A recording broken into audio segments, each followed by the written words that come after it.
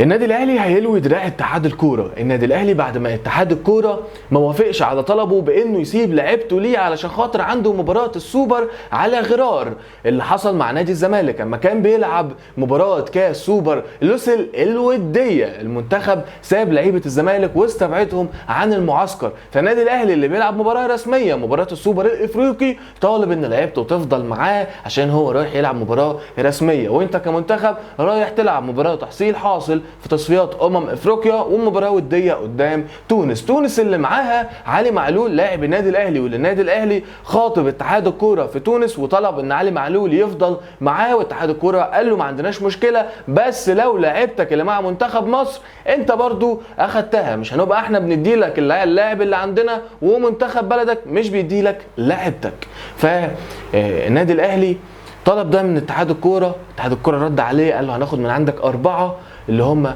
اتاخدوا فعلا محمد الشناوي ومحمد هاني ومحمد عبد المنعم ومروان عطيه.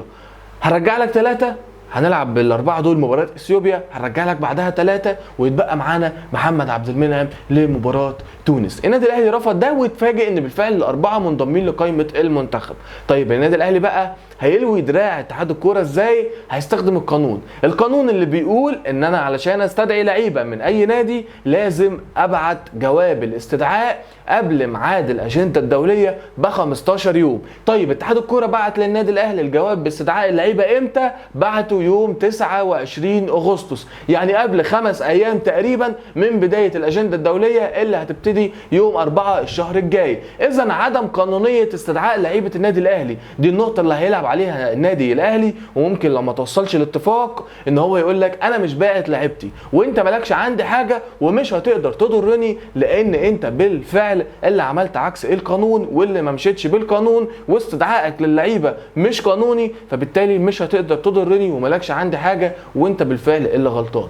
فانا من وجهه نظري من مصلحه مسؤولي اتحاد الكوره انهم يتوصلوا لحل مع مسؤولي النادي الاهلي، لان لو النادي الاهلي عمل فعلا الحاجه دي هيكون شكلهم وحش قوي ان هم مش ملمين بالقانون مش ملمين باللائحه، والنادي الاهلي يقدر بحاجه زي دي ياخد لعيبته عكس ما انت كمنتخب تقف جنب النادي الاهلي زي ما وقفت جنب نادي الزمالك في المباراه الوديه، هيبقى شكلك وحش جدا جدا جدا.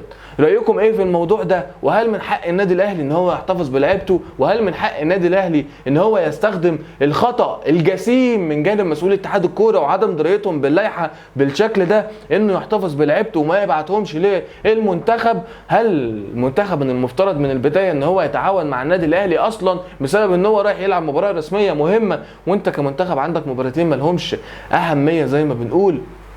رايكم ايه في الموضوع ده؟ ومين المخطئ ومين اللي معاه الحق فعلا؟ ده اللي هستناه منكم في الكومنتات. كنت معاكم احمد حبيبه، سلام.